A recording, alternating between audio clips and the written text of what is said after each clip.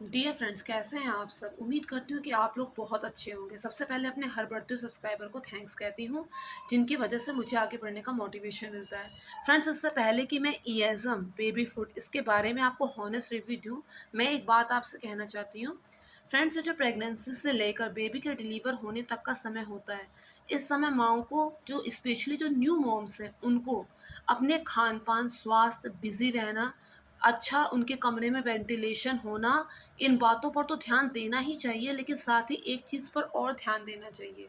वो ध्यान ये देना चाहिए कि बच्चे के होने के बाद वो उसे फ़ीड कैसे कराएँगी, उसकी देखभाल कैसे की जाती है, उसे बीमारी से बचाने के लिए क्या-क्या उपाय हैं, इस बारे में ज़्यादा से ज़्यादा रिसर्च करनी चाहिए और इस बारे में ज़्यादा से ज़्यादा जानकारी कलेक्ट करनी चाहिए। जितना ज़्यादा जानकारी आप उस टाइम पे कलेक्ट कर लेंगी, उतना ज़्यादा आपके बच्चे के लिए सुरक्षित होगा। दूसरे से उम्मीद कभी मत बाँधिए, क्योंकि उससे फ़ायदा तो कोई कुछ भी नहीं होगा सिवाय नुकसान के, उल्टे आप ही मुँह के बल गिरेंगी। फ्रेंड्स, जिस भगवान ने चोंच दी है, दाना भी वही देगा। तो इसलिए दूसरे से उम्मीद मत बांधिए, क्योंकि इससे सिवाय आपको तकलीफ होने के, सिवाय बच्चे के लिए नुकसानदायक होने के, आपको कोई फ़ायदा नहीं होगा। तो अब जैसा कि मैंने आपको बताया कि जो ईएसएम बेबी फूड है, ये काफ़ी अच्छा है और इसे दस्त के समय ज़रूर देना चाहिए। इससे अच्छा उपाय दस्त के समय कुछ हो नहीं सकता। मैं बात उन बच्चों की कर रही हूँ जो 6 महीने से बड़े हैं। 6 महीने से छोटे बच्चों के लिए तो mother milk is the only option, और अगर मदर मिल्क में किसी तरह की दिक्कत आ रही है, तो मदर मिल्क भी दो, और इसके अलावा उसे फ़ॉर्मूला मिल्क भी आपको देना चाहिए, अगर मदर मिल्क में दिक्कत आ रही है तो। और अगर मदर मिल्क पिलाने में कोई दिक्कत नहीं हो रही है, उसे फ़ीड कराने में कोई दिक्कत नहीं हो रही है, तो इससे बड़ा सौभाग्य और कुछ नहीं है। 6 मंथ तक आप उसे सिर्फ़ अपना ही दूध पिलाएँ। फ्रेंड्स, मैं एक लेडी को जानती हूँ जो अपने पहले बच्चे को बिल्कुल भी दूध नहीं पिला पाई थी, क्योंकि उसे कोई जानकारी देने वाला था नहीं, जिस वजह से दूध जम गया था, पक गया था, और वहाँ पर उसे डॉक्टर ने दवा लगाने के लिए दिया था, और जब तक दवा से वो ठीक हुआ, तब तक दूध सूख चुका था। तो इसलिए वो अपने पहले बच्चे को दूध बिल्कुल भी नहीं पिला पाई थी, जिस वजह से उनका पहला बच्चा बहुत ज़्यादा बीमार रहता था। लेकिन उनके दूसरे बच्चे के टाइम पे ऐसा नहीं हुआ। उनके दूसरे बच्चे के टाइम पे 8-10 दिन बाद, पहले तो उन्होंने उसे पम्प करके दूध दिया, लेकिन 8-10 दिन बाद जब बच्चे ने दूध पीना एक बार शुरू किया, तो उसके बाद उन्हें कोई दिक्कत नहीं हुआ और बच्चा बहुत ही कम बीमार पड़ा। तो ये बताता है इस बात को कि मदर मिल्क बच्चे के लिए कितना ज़्यादा ज़रूरी है, और मदर मिल्क से ज़्यादा उत्तम कुछ नहीं है। फ्रेंड्स, आजकल तो फैसिलिटीज़ इतनी ज़्यादा हैं कि अगर मदर डायरेक्ट मिल्क फ़ीड नहीं करा पा रही बच्चे को, तो पंप वगैरह की इतनी ज़्यादा सुविधा है कि कोई भी चाहे तो बच्चे को फ़ीड करा सकता है। फ्रेंड्स, इंडिया में तो नहीं, लेकिन विदेशों में बाकायदा मदर मिल्क मार्केट में भी अवेलेबल होता है, ताकि जो बच्चे हों वो स्वस्थ पैदा हों। अब हो सकता है कुछ टाइम बाद इंडिया में भी हो जाए, तो कोशिश यही करनी चाहिए कि ज़्यादा से ज़्यादा अपना दूध पिलाया जाए। लेकिन 6 मंथ के बाद जब बच्चा ठोस आहार लेने लगता है, तो उस टाइम पे अगर बच्चे को कभी दस्त हो जाए, तो उसे ईएसएम से अच्छा बेबी फूड कोई दूसरा ऑप्शन में नहीं है। फ्रेंड्स, अगर बच्चे को दस्त होती है, दस्त उसे किस वजह से हो सकती है? हो सकता है कुछ गंदा-संदा उसके मुँह में गया हो, या फिर वो बॉटल से फ़ीड कर रहा हो, वो बॉटल अच्छे से स्टरलाइज़ ना की गई हो।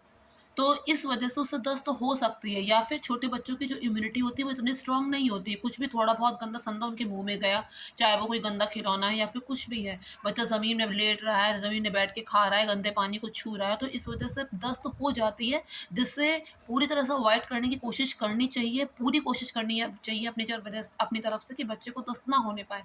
लेकिन अगर एक बार उसको हो गई है, तो डॉक्टर को फ़ौरन दिखाना चाहिए। इसका घरेलू उपाय करने के बारे में नहीं सोचना चाहिए। आप खुद सोचिए, बच्चे 8-10 बार जा रहा है, बच्चा 15-20 बार जा रहा है, उसके शरीर में बचेगा ही क्या? और इसके अलावा दस्त के टाइम पे बच्चा खाना-पीना भी एकदम बंद कर देता है। मदर मिल्क की तो कोई बात नहीं, हम उसे ऊपर का दूध भी नहीं दे सकते, क्योंकि उससे पॉटी और ज़्यादा होगी। तो ऐसे में उसे चावल की माँड़ दे सकते हैं। वो थोड़ी देर तक बच्चे के पेट में टिकी रहेगी। इसके अलावा हम बच्चे को ओआरएस बार-बार हमें देना चाहिए, वो पीना चाहे या नहीं, लेकिन बार-बार ओआरएस देना चाहिए।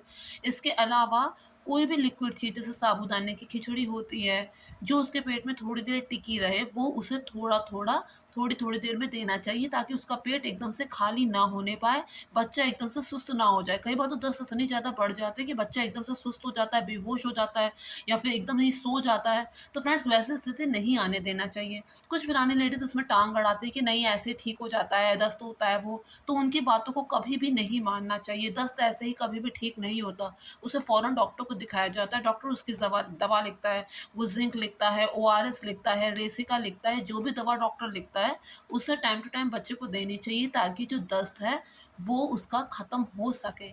और एक बार जब दस्त उसकी ख़त्म हो जाएगी तो उसके बाद वो फिर से थोड़ा-थोड़ा करके खाना शुरू कर देगा। फ्रेंड्स आप किसी भी डॉक्टर के पास जाएँगे तो वो आपसे एक बात ज़रूर कहेगा, आप उससे पूछेंगे कि दस्त जो है, जो लूज़ मोशन है बच्चों में, वो जानलेवा भी हो सकता है, तो इसे कभी भी हल्के में नहीं लेना चाहिए।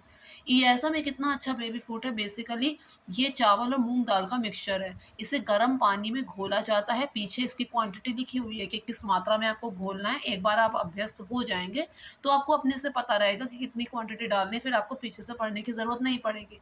गर्म पानी में आपको इसे अच्छी तरह 5 मिनट तक घोलना है। जब वो अच्छी तरह से उसमें घुल जाए, गाँठें ख़त्म हो जाए, तो उसे ठंडा करके बच्चे को थोड़ा-थोड़ा करके खिलाना है, देना है। एक बार जो खिला दिया, बच गया तो उसे फेंक दो, उसे दोबारा से बच्चे को मत खिलाओ। ज़्यादा देर तक रखा हुआ भी उसको नहीं देना है। एक बार पैकेट खुल गया, आपने बना दिया, तो बनाया हुआ जल्दी से जल्दी बच्चे को दो, ठंडा करने के बाद और पानी उसे ज़्यादा से ज़्यादा दो। तो दस्त में इयैज़म से अच्छा बेबी फूड कोई और नहीं है। इसे खाने के बाद बच्चा पॉटी नहीं जाएगा, ये काफ़ी देर तक उसके पेट में टिका रहेगा। तो इसलिए इयैज़म आपको ज़रूर लेना चाहिए, आपके घर में अवेलेबल होना चाहिए। ऊपर से ये वेजिटेरियन है, तो इसे लेने में किसी भी तरह की दिक्कत नहीं होनी चाहिए।